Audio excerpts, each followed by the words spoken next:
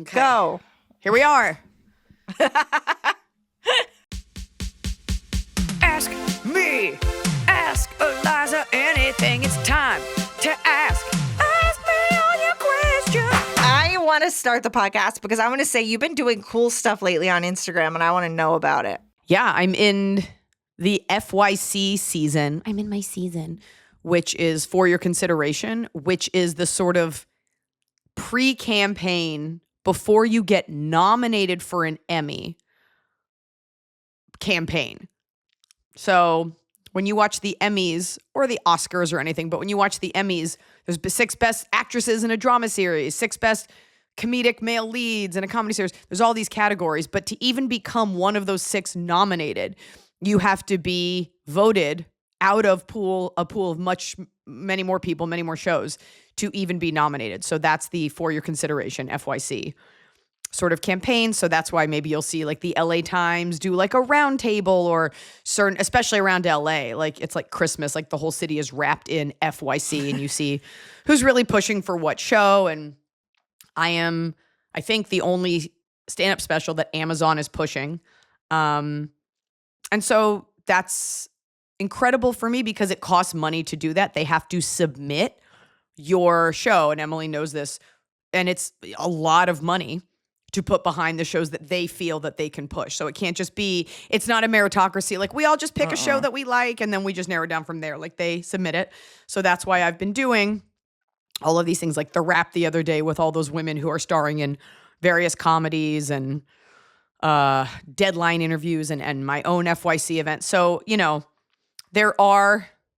and my category is like a very specific category because there's no stand-up special, which is crazy. And I've been campaigning for that because it should be best stand-up.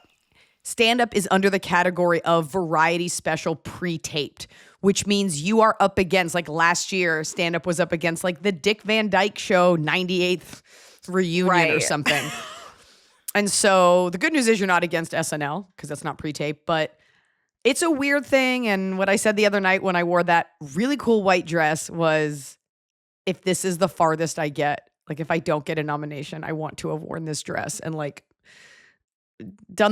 enjoyed it for the most I could. As excited as I was that you were with Lisa Ann Walter, number one from the Parent Trap, I was very excited. I think it's so cool that Amazon Prime display that you can walk through with your outfit. It was cool. So that was at their big FYC event, and they put my outfit on a mannequin, and I gave them all of my past tour shirts just to show that, like, this is all a part of a body of work. I gave them all the set lists from the last year and a half, which reminds me I need to get those things back. That's so fun, though. Like, what a cool, it's like a little museum. I thought so. It might be the closest I get to ever being, like, remembered while I'm alive. Lisa Ann Walter. So we all dressed up for that panel. Yeah. And, it's like a 45-minute panel, and we all explain why we're women in comedy. And I had never met her before, and I didn't really have a context for her, but I did Google her before because I was like, I'm going to meet these women. I met Bridget Everett for the first time. Brilliant. It was a great panel. Yeah. And so we were all dressed up, and I had about a half hour between getting home and then getting to the Improv that night. And I was like, oh, Noah had done all these like pizza tests. So I ran home.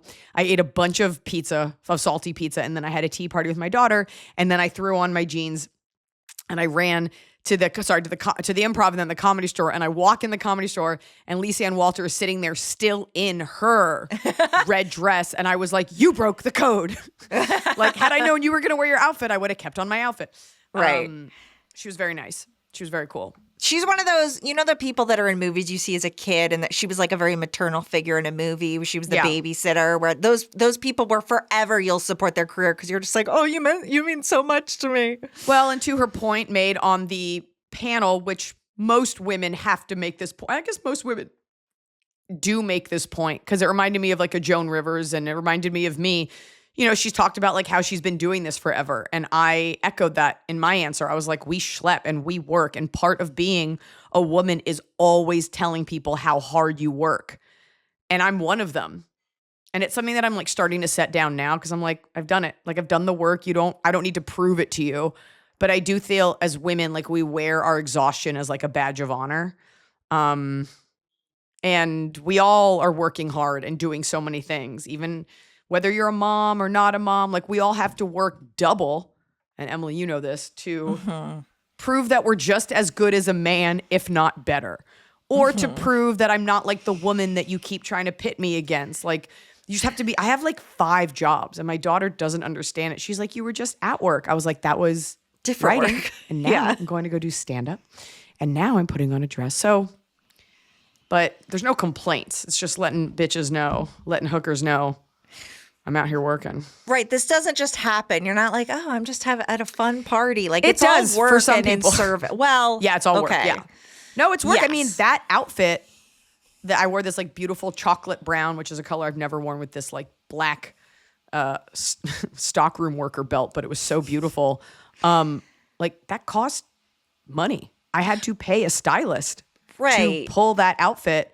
Whether you keep it or not is another matter, but like, people have to dress you. Yeah, I think that's an important piece of it too. Like, there's you can't just roll up in your t-shirt. Like, there's an expectation that you participate in, and you have to go and do fittings. That takes hours. You have to drive somewhere. You have to try things on. It's not like fun. It's like, Well, I mean, look, she comes to my house. But you can. I mean, you can. Excuse you can me. be like a guy and just show up in like whatever. But part of it is the pageantry, and part of it is getting to look nice because you're not proving anything. Like, I did the work, Right. And by the way, like they do these things hoping you'll show up looking lovely, and so that's hair and makeup. That's $500 for makeup. That's a couple $100 for your hair. That's $1,500 for the outfit. And like, sometimes an event covers it or a TV show covers it, and sometimes they don't. yeah. So these things are expensive. It's expensive to show up looking like you casually just stopped by. Yeah. You covered this shirt from Tommy Wiseau's The Room for me to make sure I was fitting into my usual aesthetic. So yeah, thank we you. tailored it. You got to pay for tailoring. This is all just to say, you know, there's a lot of time and money that goes into your favorite celebrities just like showing up, and it's up to you. Like, I didn't have to get a spray tan. I didn't have to get my hair done. I could have done it myself. Like, it's you know, it's up to you. I remember I went to an event and it was at Chrissy Teigen's house, and she was wearing a pair of earrings that I had just bought. Yeah. And they're these like pretty nice earrings. And I go, oh my God, I just bought those. They're Alexis Batar earrings. They were like these big hoops with diamonds. And I said, I just bought those. She goes, oh, like, she just slapped these on me. I think Alexis got maybe this side, like, just slapped them on me. I just took Right. them. Like, there's different levels. Like, at her level, they're just going to give it to you. They're just going to throw it on you for an event Right. at your house. And I'm like, I'm going to pay full retail. I'm Yeah. gonna buy them online. Well, that's what I find so interesting. That's why I want to bring up at the top of the show is like, I think podcast listeners, a lot of them, very few of them just listen to the podcast. Most of them came from your stand up and they follow you online and you see these really cool events. But I'm very interested in that, like, behind the scenes of getting to the event. Even the fact that like you ran home and then did a set is so crazy to me after doing that. I do one thing in a day and I'm done. I'm starting to get there. My FYC was at the Improv, and I was literally on this stage last night yelling at someone for looking at their menu for too long. What did they This guy was wind just up staring ordering? in the front row at his menu, and I stopped 10 minutes in. I go, what can I help you with? Because I've had everything here. What are you feeling? Because you are studying this like it's the bar exam. And he's like, ugh. That's so fun. What is there to read? Which deep fried item do you want? Right. It's not like it's a like high fancy cuisine. No. No.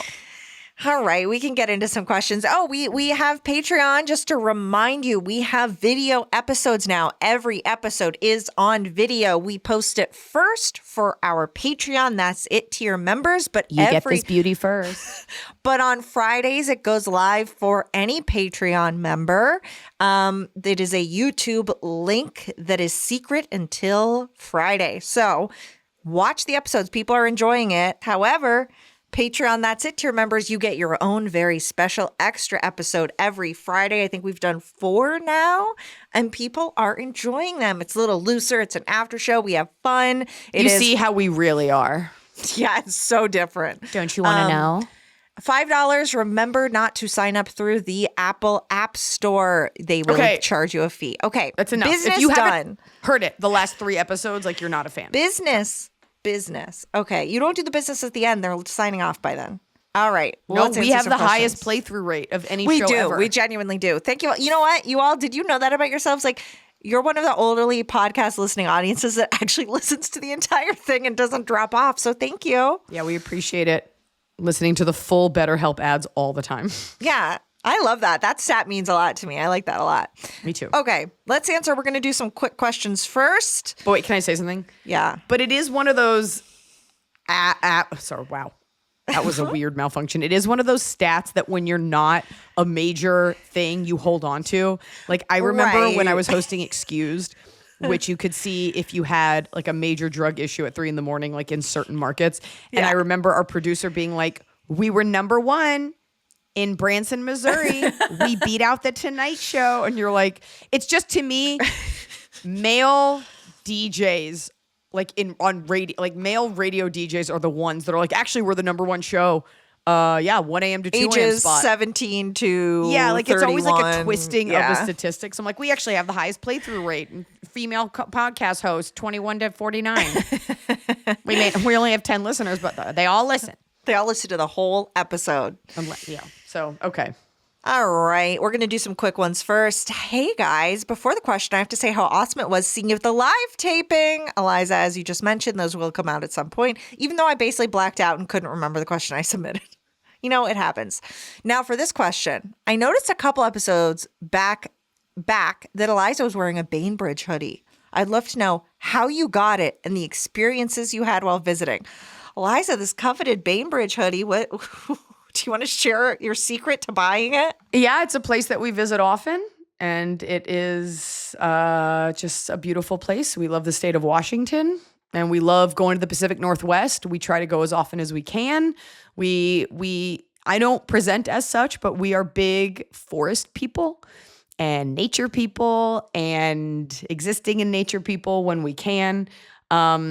We're not tan people, so places with mostly cloud coverage are very good for us. Lots of trees. Cannot be in the sun very long. We are Twilight, is basically what I'm saying. Yeah. Next up to Forks. Did you just buy that in a local shop? Yeah. The top. Your Bainbridge outfit. Yeah, we like going, but we like going all over the Pacific Northwest. And I prefer people don't know about it because I don't want it to become overrun. But it's beautiful. You love like a local hoodie or shirt though, which I like. You have a hat, a hoodie. Like when you go to a place, you get the places thing, and I like that. It's like a dumb tourist thing that I just am obsessed with. I love letting people know where I've been, an organization, a hat, especially if it's somewhere just cool. I'm never gonna wear a sweatshirt that says like Los Angeles. Like it has to be meaningful. But I'm a big collector of like shirts with words. Highway Diner, Idaho. Love it.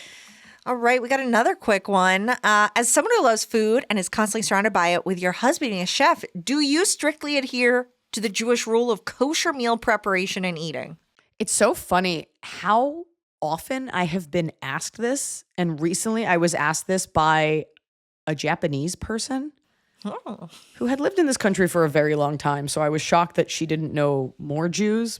You were the first one. It was just, she was like, are you kosher?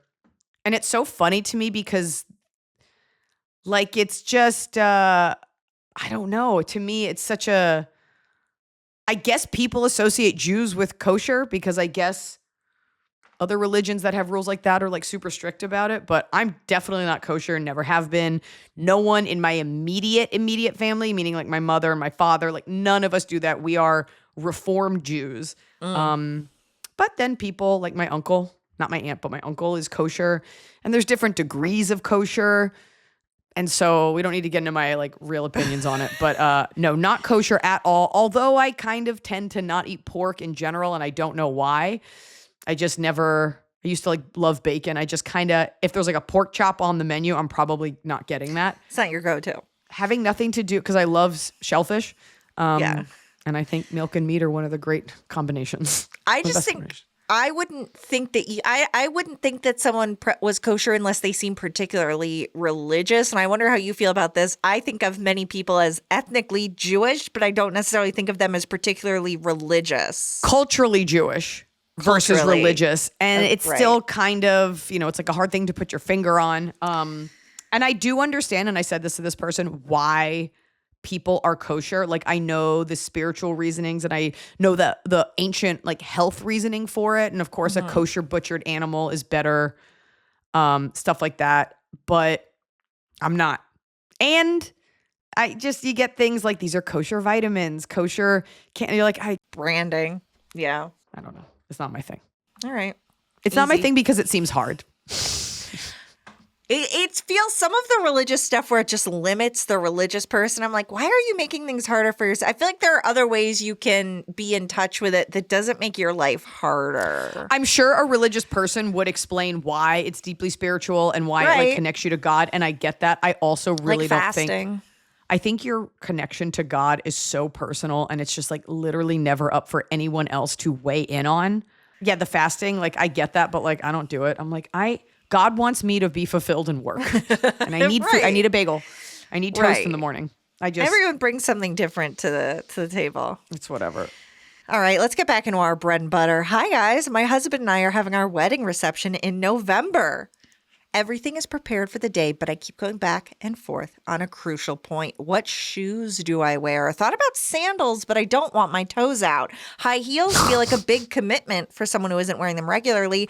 My front runner so far is light brown blonde stones to fit the earthy granola vibes we have going. Thoughts? Is this a boy or a girl? This is a girl.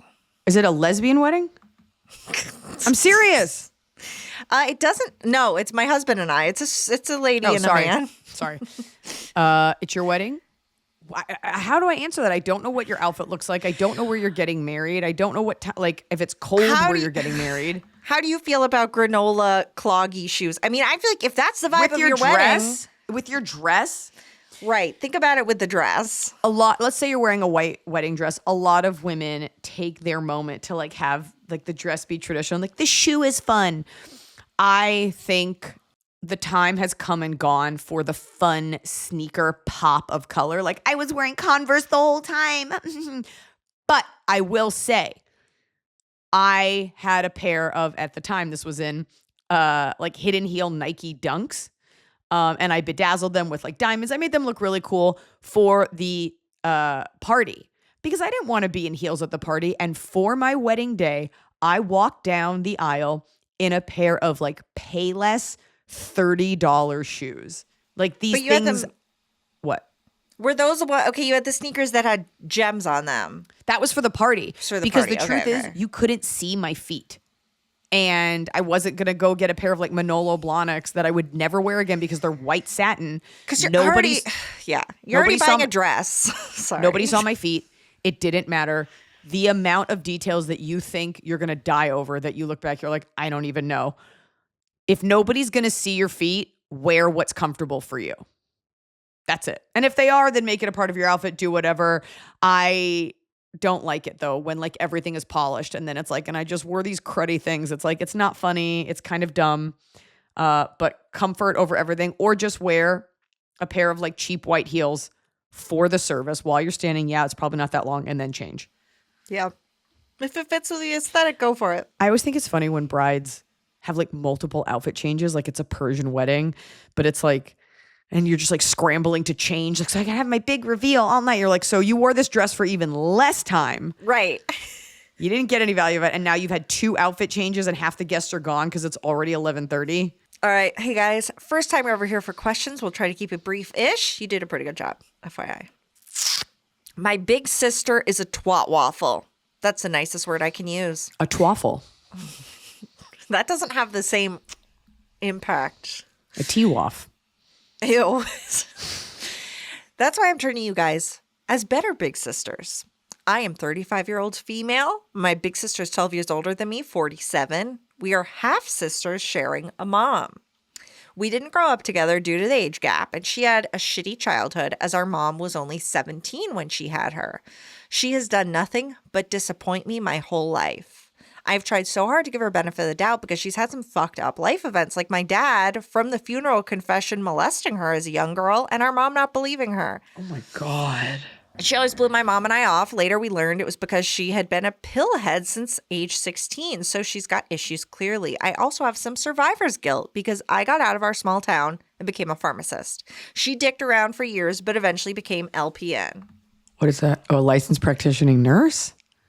Licensed practical nurse. Nice job. Practical nurse. Thank you. I mean, I know my audience. I guess she's not my audience, but anyway. She's not. Or she might be. Not.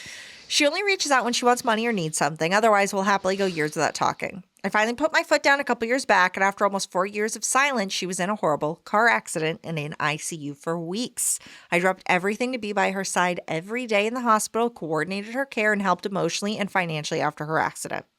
Well, her accident happened as she was leaving a client's home from her nursing job, but was high as a kite on Klonopin and wrecked. I was like, that's why she became a nurse and get closer to those pills. Her patient was a kid, and she was caring for him under the influence. Legally, I should have reported her to the state board, but knew she wouldn't be practicing for a while. After her discharge from hospital, her PCP started prescribing her more Klonopin without even seeing her post-discharge. I did feel strongly that I had a legal obligation to report her PCP to the state, so I told her I was going to and did. Well, the state investigator realized my twat waffle sister was an LPN and launched an investigation into her license. She was livid. In the end, nothing happened to her license, but I maintain I did the right thing. She cussed me out and stopped speaking to me after that about a year ago.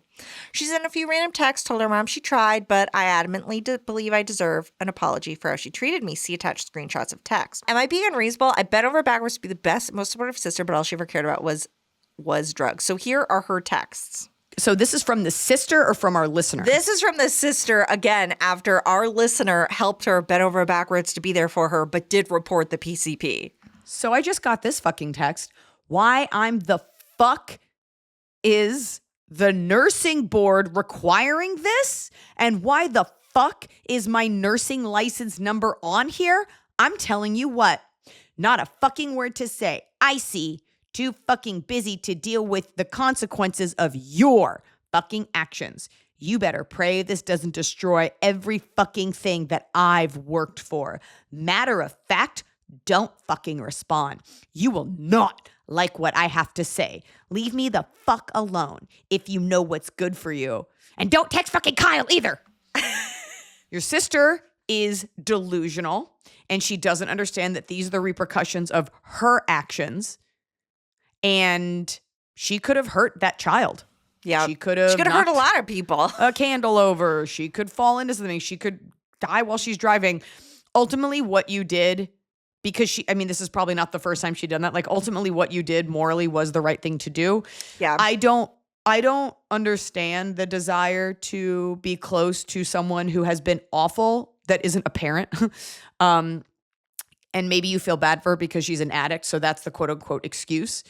You were kind. You showed up. You are never, until this person goes through a serious treatment plan, you are never going to get what you want from her. So you got a little bit of the sisterly love you wanted because you were taking care of her and you were helping out and you were probably in a way enabling her. This person is trash. They don't realize that it's always their fault. I don't care if you have a chemical imbalance or an addiction. Like, you're a grown woman and she's the one ruining it. All that I've worked for while I was fucking high. She's delusional. You don't need this. No. We're done. She owes you an apology. And that's how you can frame it in your head. When she wants to come back and act normal, maybe we can build something, but I've tried. And one day, maybe when she goes through Narcotics Anonymous, she will come back with an apology. But for now, I totally understand you feeling that survivor's guilt. You were in such a hard position. You did everything you could to make amends by dropping everything to be there for her. She's also not your real sister. So it's not like you grew up. She's always dealt a bad hand. But it's not like she's a good person that nothing in your letter was like, and she's really great. She just has these issues. She hates you. Yeah. And her brain is probably so swollen from hoarding prescription medication. She's just, and you even, you only women do this. Yeah. Right. No one's like my brother. You did what you could. You compromised your own ethics in not reporting her. You reported the PCP for the oxycodone and the Klonopin, and that happened to trickle back on her, and that's not on you. You did literally everything right. So you can feel good knowing you don't have to talk to her anymore, and I'm sure your mom knows she's difficult. You feel bad for your mom. And it's a bummer that that happened to her with her. I mean, that will fuck you up for life. But yeah. You made the active choice to do something better. And you know what? Maybe you had a better circumstances. Yeah. Maybe, you had the better dad, or you had the mom that was older and more clear-headed. Those are the cards we were all dealt. But we were all in charge of our actions. And I get that she's a drug addict, but I don't believe in this, like, well, she's an addict. So it's like, you don't get excuses the rest of your life. Like, you're an adult. And if that's the way people feel, like, then let me see you give over all of your assets in life to the homeless people riddling our streets in Hollywood. Like, well, you're an addict. Okay, then go endlessly give and expect that nothing gets better. I just draw a stricter line. And maybe that's because I don't have anyone that suffers from addiction in my family, so I've never really seen it up close, which is also fine. But she sounds awful. And even sober sounds like it's a choice to be a bitch. Let's do confessions. Let's do it.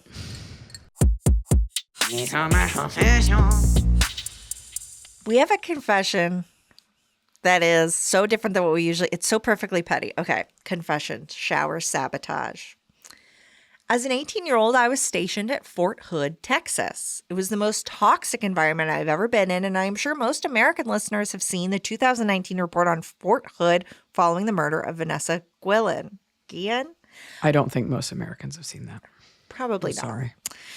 I was so scared and miserable there. I lived in the barracks, like a freshman college dorm, but worse, and I needed any outlet to get back at the other service members. Before physical training every morning, I would turn a shower on all the way hot and let it run from 0615 to 0800. That way, nobody in the barracks could have a hot shower after PT. And it didn't matter for me because I shower at night. I don't recommend doing that due to the extreme amount of waste, but it really felt good to get back at a fraction of Fort Hood in some small way. I would be so smug when I heard people complaining at work about how the water is never hot. Stay petty, my friends. That is, what a way to take matters into your own hands. Right. And to feel as though you are contributing to someone's bad day who actively goes out of the way to be awful to you. Of course, they were probably awful because their superiors were awful to them. But you know what? Especially in the military, like, you're given so little personal freedom. So even though you wasted water, good for you. Yeah. Yeah. I just think that's so perfect. Thank you for your service. Feel bad you made it hard for other enlisted people, but thank you for your service. I know. Ooh, that's so delicious to be sitting there like eating your government oatmeal and you're like, oh, how cold was it? Oh, sounds awful. Cold shower. Woof. I know. We can't be behind doing these, but we like hearing about them after they've already happened. I am all about acts of petty retribution. Yeah. And another one, confession, eggs, sugar, and fish. When I was in college, my junior year, I lived in a 4-person on-campus apartment with my bestie and I in one bedroom and these 2 random girls in the other bedroom. Campus housing paradise. We did not choose them. To say they were horrific roommates would be an understatement. They'd blast music in the middle of the night, call us names, left giant messes in the kitchen, even worse things in the bathroom. So Bestie and I decided to move to another apartment with better roommates. However, because these first roommates had been so horrible to us, we decided to leave them a few parting gifts. We slightly cracked raw eggs and put them in the very back corners of the top cupboard so they'd rot and stink. We took a syrupy sugar water mixture and laid a trail from a bunch of ants on the front sidewalk up to the apartment window near the kitchen. And my personal favorite, we took some frozen tilapia and shoved it into the intake vents of the air conditioner unit for the apartment so it would melt in the direct sun into the unit and stink up the apartment. That's amazing that that you knew what an intake vent was. That's amazing. Googling like what most effective. Worst way. That's my only regret is that I never found out which of our methods were the most successful / stinky, but it sure made me feel better to get some revenge. Just knowing that you've planted the seed for something that's going to drive someone crazy. And then it's even better that you never know because you get to revel in the fantasy of how bad it could be. Meanwhile, these girls moved out the next day and the whole thing was demolished. But in another universe, in an alternate universe, you wreck their lives. Also, young girls can get so out of hand being awful for no reason. I was never awful, but I'm sure I was like at times disrespectful. Like things just kind of escalate. I'm sure but I like, was. Yeah. That is just to like go out of your way to be mean for no reason. Fuck them. Good for you. Let that fish melt. Raise a glass to Taylor Swift with The Eras Pour, the new book with 60 cocktail recipes inspired by every era, including riffs of greatest hits, twists on her favorite drinks, call outs to iconic moments in Swiftie history, and of course, an abundance of Easter eggs. Whether you're looking for a refreshing sipper like Fever Dream, a blackberry and bitters twist on a Pim's cup in the middle of a cruel summer, or a cozy cardigan-worthy cinnamon and smoke-laced Peter losing Wendy to drink under a streetlight in a forever winter, the Era's Pour is for you. Filled with fearless flavors of Taylor's early days to the reputation-shaking mixes of her later albums, plus alcohol-free options so everyone at the party has fun. The Era's Pour has got you covered with stunning photography of the cocktails and a design that reflects Taylor's ever-evolving style from her country roots to pop anthem queen. It's the perfect companion for your next listening party. London boys, Miss Americanas, and new romantics alike, grab your shaker tins. It's time to make the whole place shimmer. The Era's Pour is available wherever books are sold. Oh boy. Okay. Back to questions, but those were good confessions. Keep it up. Hey, Pod Crew. I have a non-wedding or relationship question. My husband and I just bought our first house. Yay. About a month ago. Yeah. Yay. Yeah. It's been... Oh. What does that sound? Yeah. That's like background. Like I just learned the word like Walla Walla.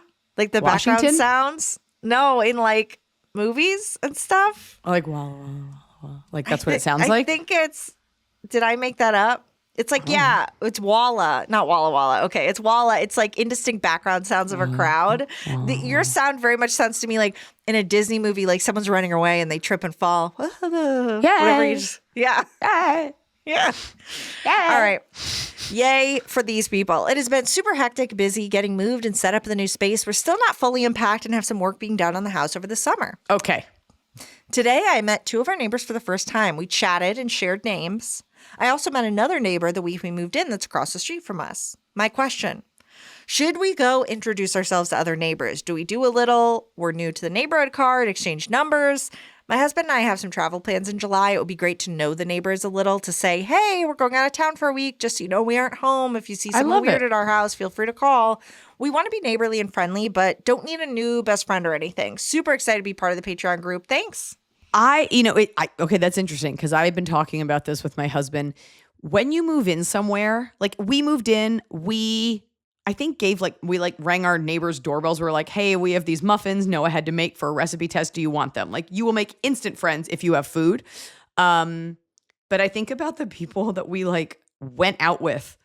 We're like, yeah, we'll be friends. And then like months later, you're like, well, we never saw them again. Yeah. It's okay to be neighborly. You're not doing anything other than introducing yourself and you're leaving. So the time where you would gel because you're all new is gone. I think it's great. I don't think enough people do that and get to know their neighbors. Yeah. I think it is so cute if you just knock and you're like, hi, we're there. It's a little hard to be like, we're leaving, watch the place. But even though people should be bringing like you a pie or something, not the worst thing if you're like, we made these muffins. We just want to say hi. Like just letting people, a plant, you're the one moving in. But even if you don't bring anything, just to be like, hey, we're Sam and Diane. We live next door. We just want to say hi. Just wanted to know our neighbors. If you guys need anything, also we're leaving. Get the numbers. And then you can send a casual text in a week and just whenever. Just be like, and we're actually leaving for the next month, which is so weird, but wanted to exchange numbers. Just being neighborly. Yeah, I think it's also like, oh, we're having some work done and we're going to be gone, but we're going to be settled in by this time. We can't wait to become part of the neighborhood. Well, I'll tell you what, it's always shitty to get work done. And I live in a neighborhood that's constantly getting work done. One of the houses on my block has been getting their entire backyard collapsed. So it's been 3 years of like work permits and they're just now getting it fixed. It's not their fault, but it's like endless work. What is shitty to do is to be like, we're getting work done while we're gone. If it's work that impacts your neighborhood, no. If it's work that impacts the neighborhood, like there's going to be construction, there's going to be contractors, there's going to be a cement truck. So if it's just someone's redoing your bathroom, no one can hear it. But the neighborly thing to do, if it is like going to be a lot of work trucks on the block, be like, we're getting work done. If there's any trouble or anything, we just want to give you our number. Yeah. That way it looks like you're looking out for them. Because that is so shitty to be like, we just moved in. It's going to be loud. Peace. Let us know if our house is in danger. Check for the people, whoever you bought the house, like they should have let you know. But if there's a neighborhood Facebook group or next door group, join that. Like the amount of info I get from the neighborhood Facebook group where someone's like, is anyone else's water brown? I never have to call the city about anything. Someone's like, what's this car doing here? There's always like a 65-year-old woman who's on it. The amount of info you get about my neighborhood because you're still on your Facebook. I'm in 2 of theirs. Rough stuff. Oh, somebody was parked the other day where they shouldn't have been in your neighborhood. And it was a problem. Okay, another question. Well, no, you know what? I'm going to read this therapist who thinks I'm living life right. You want to hear that, Iliza? Yeah, you know what? I do. They say, I have to be honest. As a 36-year-old single woman, I also love a cheap marg and a solo movie. I take myself on these dates when I don't have one for a while and feel rejuvenated and more connected with myself.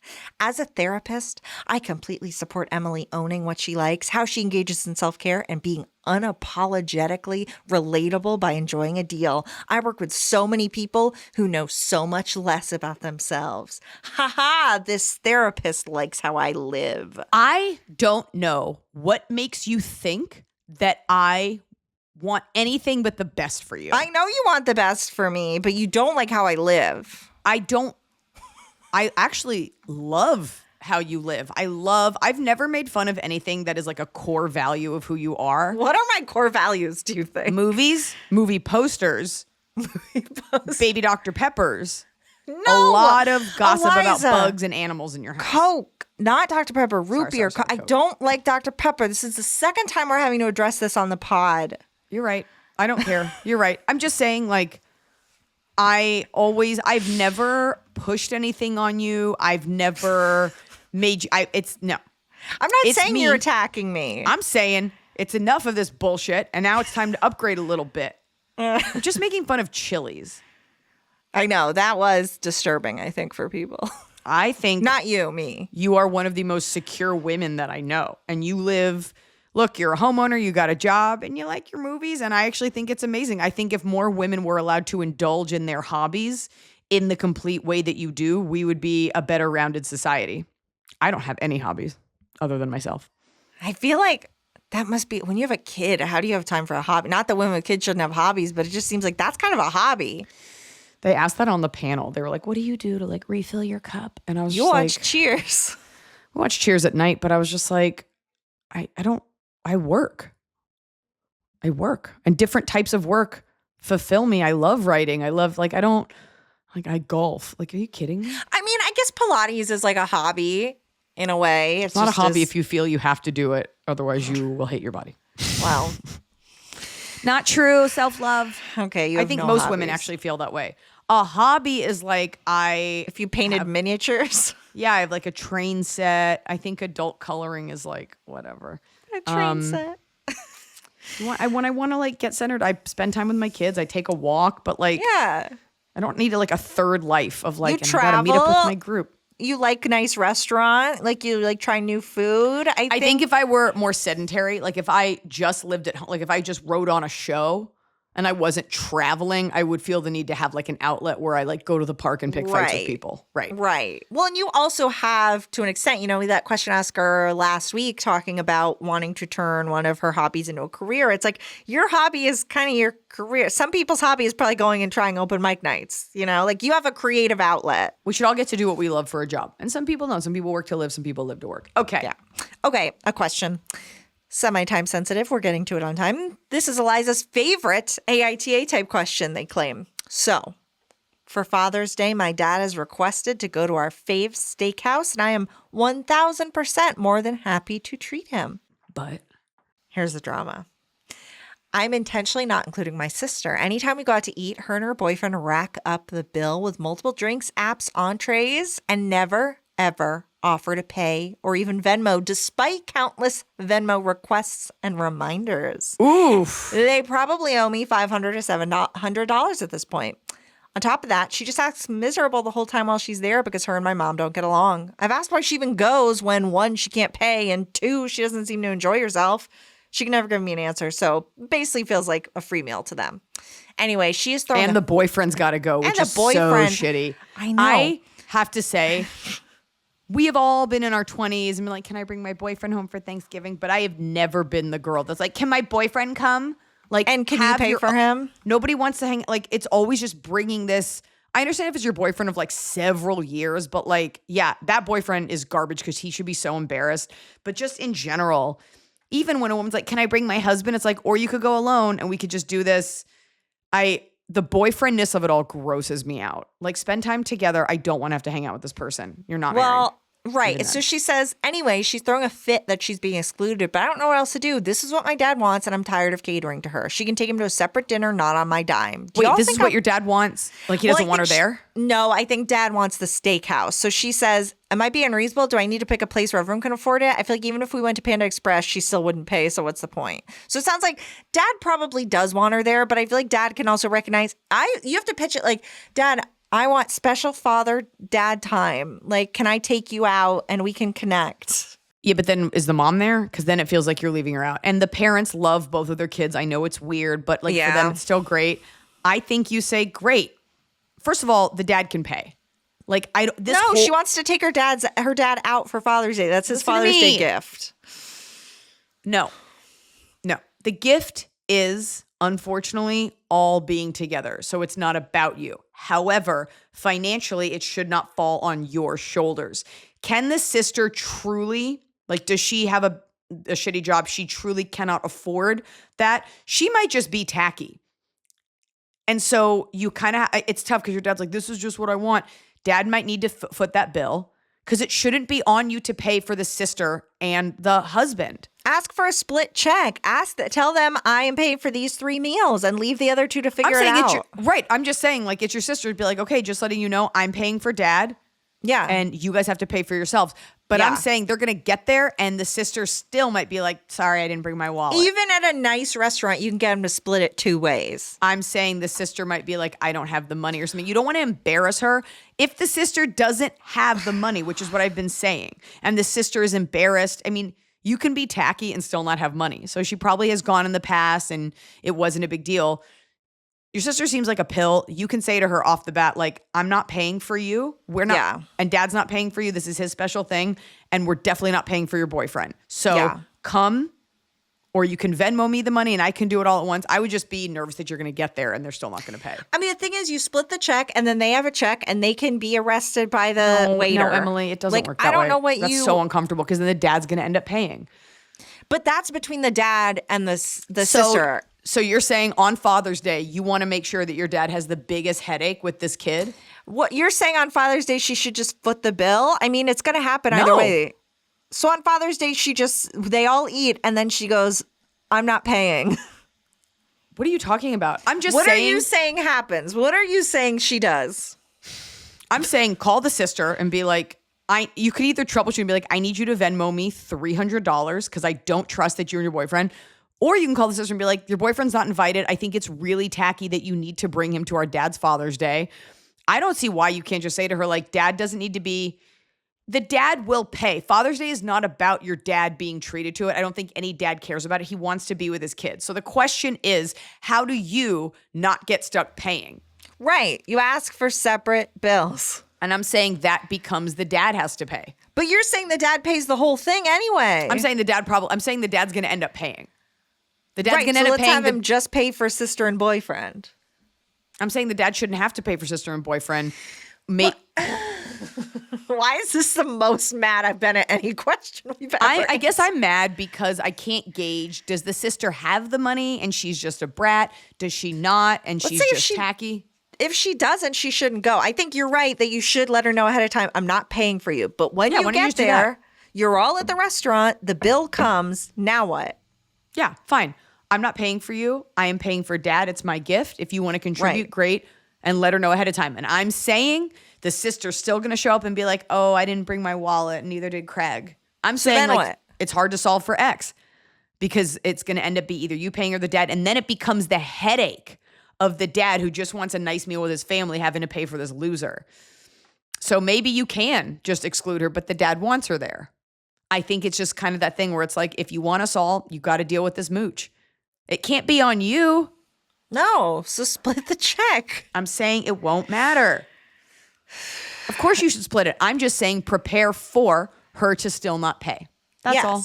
Yeah. If she's, I don't know. But I think there's a lot of conversation you can have before. I just can't imagine if I couldn't pay also bringing my boyfriend. Like both of us need free This food. person could. She's already done it. I'm saying know. I'm looking at the I sister's know. past behavior, She's which gross. is why I think she'll be like, we can't pay. Sorry, daddy, can you cover this?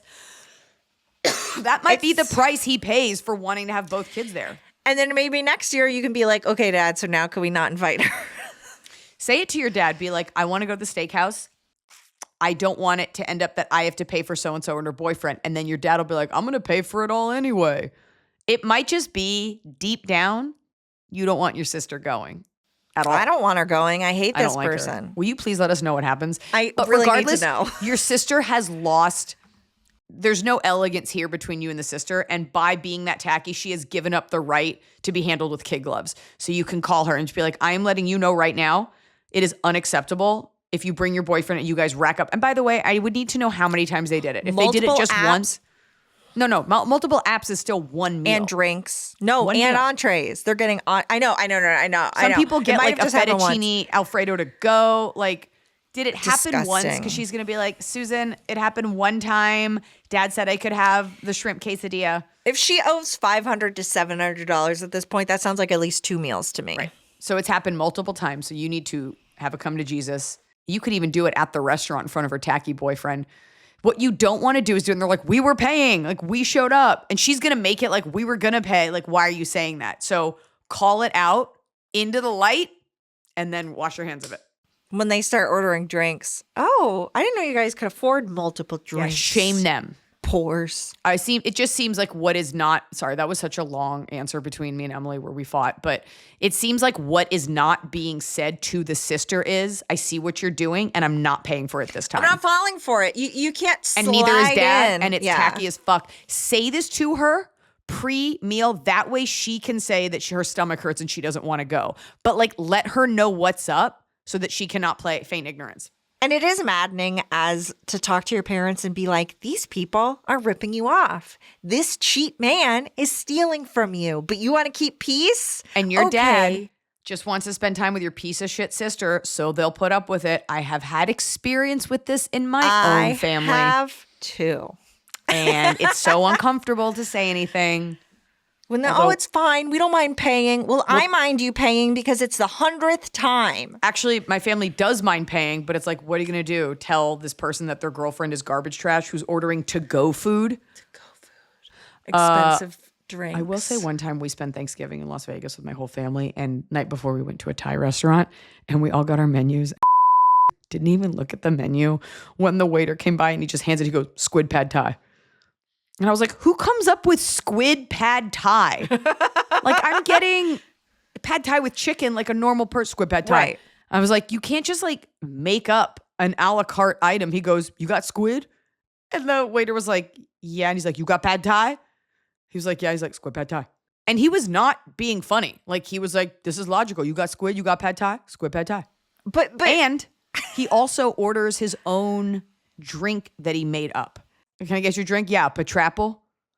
And then the waiter has to be like, what's it? And he goes, it's Patron and pineapple, a Patrapple. And you're like, okay, I don't know what like Martian cafeteria you normally eat at. After eating squid pad Thai and a Patrapple, did he throw up everywhere? No. Squid pad Thai. Oh my God. Patrapple. You know what? I appreciate that confidence in ordering. Just the confidence in like, you got stuff back there so you could make me eggs Benedict at a Thai restaurant. Good night. I've been at a restaurant where they like served various alcohols and they had some standard daiquiri. And I was like, well, they have a strawberry margarita. Can you do a strawberry daiquiri? And they're like, And then I feel like a piece of shit. And I'm like, it's okay if you can't. If I could just get a strawberry daiquiri. The ingredients, like they have tomatoes for garnish at a Thai restaurant, doesn't mean they can make spaghetti pomodoro. It's also because like they don't know how to ring that up. So maybe we call the episode Patrapple. Is the person who invented the Patrapple going to see and get mad? Doesn't even know I have a podcast. Okay. You don't have any rats in the family? One person listening will know, but they'll laugh because they were there and they thought it was funny. Oh, has anyone ever named a drink after you? I know you've created drinks for events, but have you ever had like, I think that's the next goal. Let's get a sandwich and a drink named after you. A sandwich, yeah. Who wants lean smoked turkey with just mustard? Raise your hands. And turkey Eating bacon. over a sink is what that sounds like. That's a kitchen sink sink. meal. Yeah. Yeah. All right. Well, it's time for cobs. Is it? It is. Taste the top with a cob. We're doing it right every day. You just take a bite, top of the cob. I actually thought on this. I know you were. Yeah. I got a great bottom because it happened this morning. Sorry. Okay. Bottom. The realization of a leak. Oh. Like you walk into your kitchen and you're like, what's this water under the mat? And you think and you hope, because it often is just like an ice cube that melted on the floor. And then you see where it's coming from. And it's your dishwasher. That was like a weird model that they made only for a little bit. And they don't make it anymore. No one can service it. And just realizing that there's more water than you realized. Is it new dishwasher time? It is. The worst feeling. Yeah. I'm sorry. Well, I'll read you a cop because someone can relate. The bottom, unbeknownst to me, there was a leak in the hood of my car trunk. It rained Ooh, for another a week, leak. and the trunk filled up with water. I spent last night scooping it out 1 cup at a time. That's awful. It's so bad. You're going to have to get a new trunk. It's done. What's yours? My what sort bottom- of bug drama? Mine today is kind of work drama, kind of general drama. Reply all. Don't reply all. I don't care. Don't reply. Somebody says, oh, I got this update for the company. Wow. Congratulations. Wow. Good work, everyone. Wow. Congrats, team. It sounded like you were being electrocuted. Like Owen Wilson being electrocuted. Wow. I also, in the vein of a reply all, I never need to be alerted that someone's moving me to BCC. I know, right. Like, yeah, I know. Just when everybody replies all where it's like, none of us need this. None of us care. Now I've gotten 8 emails that are all like, good work, team. Okay, you know what I do like a person? I just reply to the person and I say, good work. Because I don't need attention. It's like, feels like a weird suck up move. Okay, top. Well, it's like, look at everyone. I just want everyone to see the work that I'm doing. Great. We'll be on I'm it. a team player. I'm looking forward to it. Have a great weekend, everyone. Closing the loop. This is why I love working with you all, because we all get shit done. This is why I love working for systems and compliances. We're the best branch. Yeah. Barf, barf, barf. I don't even know Okay, what we're trying top. to- Okay. I think this has been my top before, but I'm just going to say it again. You can I think- repeat. yeah. Because lately, Tianfu's gotten like closer and closer as she always, okay. There's a lot to say about my dog. Okay. She will stay in bed with me no matter what. When I'm sick, she stays in bed. This dog does not leave to go pee. Like when I wake up, she is in bed with me. I wake up to her. She's like waiting for me. And she got a puppy cut recently. And I don't know how it's affected her, but I feel like it's made her meltier. And in the morning, we take a moment. I can hear my kids in the other room. I want to go see them. But we take a minute where I scratch her head and she leans her head against my head and like play bites with me. And I sing her little songs, and just having her like constantly throw her head back against, like play with her little mouth open. Just these moments. And like she'll paw at me like, more please. Like we have a little like 2-minute romance session. Yeah. And then I go like that and she perks up and then she runs out and we run out together. That's so sweet. I love it. that. I love the moment. Yeah, that's really nice. You got to Dog- carve out time for her. Dog romance. Oh yeah. All right, our top from the Patreon.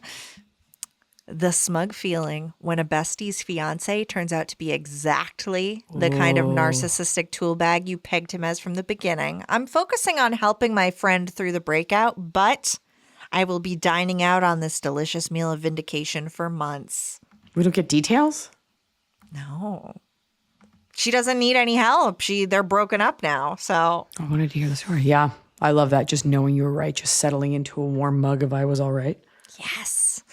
My top, do I want to do this one before I do it? I guess I'll do it before I do it. So this Sunday for my dad's birthday, which is right before Father's Day, which is a pain in the ass. They're a week apart. We're doing an experience at the zoo where me and my parents, my best friends are going to the zoo. You make a sizable donation and then you get to feed the lemurs and be their friend.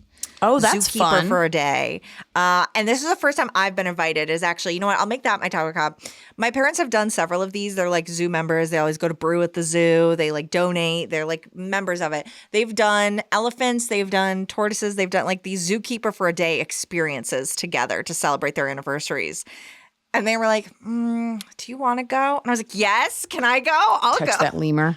Can I bring my gonna go. boyfriend who's going to eat a lemur and you pay for it? Yeah, exactly. Exactly. So I'm now invited. Okay. You know what? I'm sure that lemur would be a lot happier in Madagascar eating fresh larvae, but that's so cute. That's the thing about zoos where it's like you really got to look into like how much of this is conservation and how much of it is Yeah, you got to. tourism. It always gets labeled as conservation. And yeah, I mean, I guess I'd rather that elephant be in captivity than poached for its ivory, but it's all rough stuff. And then some animals, you're like, you're fine. You don't know what's going on. You're a toucan. Well, you're good. You're having a good time. Yeah. Okay, I'm having a good time. And I'm having a good time. I was going to sign off so abruptly. And I'm having a good